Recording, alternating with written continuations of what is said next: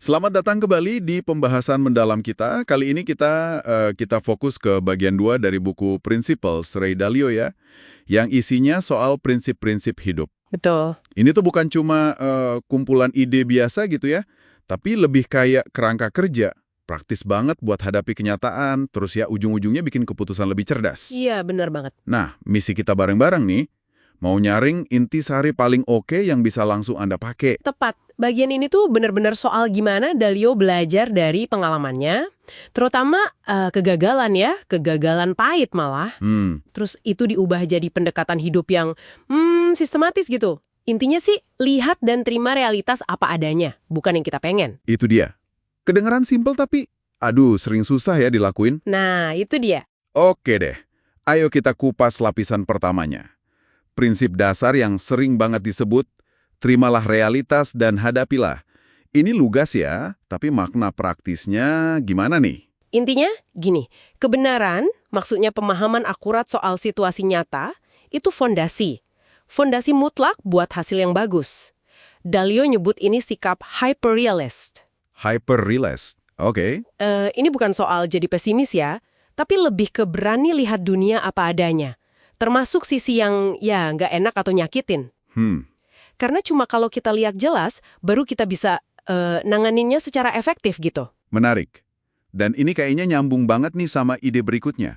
Bersikaplah sangat terbuka, radically open-minded, dan sangat transparan, radically transparent.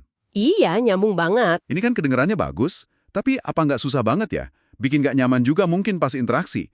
Kenapa sih ini penting banget menurut Dalio? Justru disitulah kekuatannya. Keterbukaan pikiran sama transparansi radikal itu mempercepat kita belajar banget malah.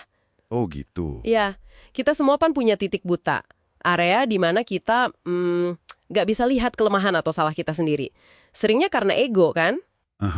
Ego. Nah, dengan kita aktif buka diri, buka kemungkinan kalau kita salah, terus berani transparan soal cara pikir kita, nah kita jadi ngundang masukan jujur. Oke. Ini bantu kita lihat masalah dari banyak sudut pandang, nembus bias kita, pertahanan ego kita. Rasa nggak nyaman itu, ya itu harganya lah buat tumbuh lebih cepat. Masuk akal. Jadi, abis kita berani hadapi realitas, terus buka diri, langkah berikutnya apa dong? Nah, disinilah proses 5 langkah Dalio masuk ya. Betul, proses 5 langkah. Yang pertama, tetapkan tujuan yang jelas. Terus, identifikasi masalah yang ngehalangin. Ketiga, diagnosis masalah sampai ke akarnya.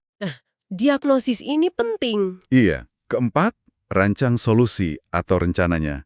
Kelima, baru lakukan tindakannya. Konsepnya sih oke, tapi kayaknya langkah diagnosis itu yang paling tricky ya. Bener banget, seringkali kuncinya di situ.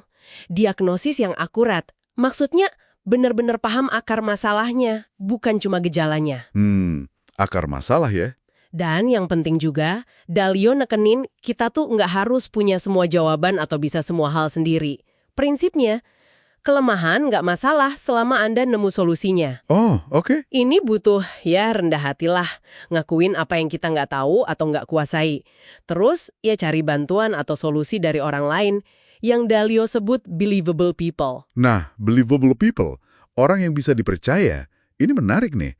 Bukan sembarang orang kan berarti? Bukan, jelas bukan. Ini nyambung ke prinsip buat mentriangulasi pandangan Anda dengan orang-orang kredibel yang bersedia tidak setuju. Gimana nih cara kerjanya biar keputusan lebih baik?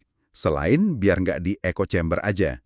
Ini kayak kita lagi stress test ide atau keputusan kita. Stress test, oke. Jadi sengaja cari pandangan beda dari orang-orang yang nggak cuma pintar ya, tapi punya rekam jejak sukses di area itu. Dan berani nentang pandangan kita. Harus berani nentang juga ya? Iya dong. Dengan gitu, kita ningkatin drastis peluang lihat masalah dari semua sisi. Maksa kita buat nagimin argumen, nemuin kelemahan yang mungkin kelewat, ujungnya keputusannya jadi jauh lebih kuat, lebih mateng. Prosesnya mungkin nggak enak ya, tapi Ya. hasilnya lebih oke. Persis. Nah, Hasilnya jauh lebih baik. oke. Dari proses dan libatin orang lain, Dalio terus masuk ke pemahaman soal individunya sendiri ya. Ada prinsip penting, pahami bahwa orang memiliki kabel yang sangat berbeda. Kenapa sih pemahaman soal beda-beda psikologis ini jadi krusial? Karena kunci sukses di banyak hal ya, apalagi di tim atau organisasi, itu adalah mendapatkan orang yang tepat di peran yang tepat buat dukung tujuan Anda. Oke. The right person in the right role. Betul, kita semua kan punya bawaan beda-beda, kekuatan, kelemahan, cara mikir. Nah, pahamin ini buat diri sendiri dan orang lain, mungkin dibantu alat kayak tes psikometrik ya, Myers-Briggs gitu, atau kayak Dalio bikin baseball cards. Baseball cards. Apa tuh? Semacam profil ringkas gitu ngerangkum cara berpikir tiap orang di timnya. Nah, ini bantu kita bangun tim yang saling melengkapi. Nempatin orang di posisi di mana kekuatan mereka kepake, dan mereka bisa berkembang. Keren sih idenya. Ini semua terus ngerucut ke tujuan akhirnya ya. Pelajari cara mengambil keputusan secara efektif.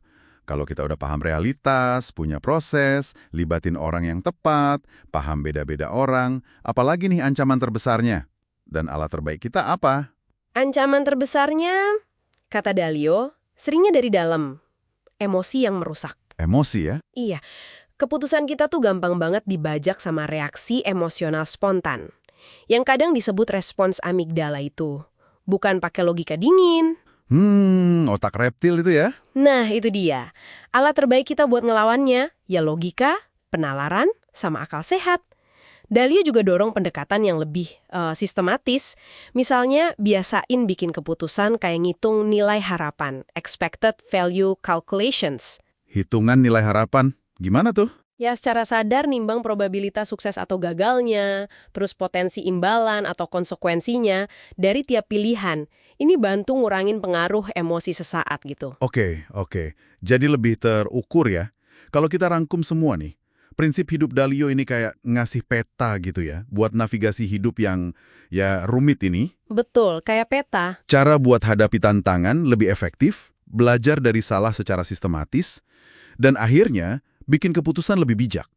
Dengan paham realitas diri kita dan orang lain lebih jernih, lebih objektif. Tepat sekali. Ini kayak undangan lah buat kita jadi lebih sadar diri, lebih terbuka sama kritik, sama ide baru, terus lebih metodis buat capai tujuan. Ngakuin keterbatasan diri, aktif cari perspektif beda, terus pegang teguh pencarian kebenaran, walaupun kadang nyakitin, itu jalannya buat evolusi pribadi, buat peningkatan terus-menerus. Mantep. Sebagai penutup nih, ada satu pemikiran yang mungkin menarik buat Anda renungkan di rumah. Dalio kan nekenin banget pentingnya kita nulis prinsip hidup kita sendiri. Iya, itu penting. Nah, coba deh, kalau Anda diminta ngerumusin 3 prinsip utama yang benar-benar jadi panduan Anda buat ngambil keputusan penting sekarang, apa aja tuh? Pertanyaan bagus. Dan pertanyaan lanjutannya, apa prinsip-prinsip itu secara nyata bantu Anda gerak ke arah yang benar-benar Anda pengen dalam hidup? Nah, itu sesuatu buat direnungkan lebih lanjut. Sampai jumpa di pembahasan kita berikutnya.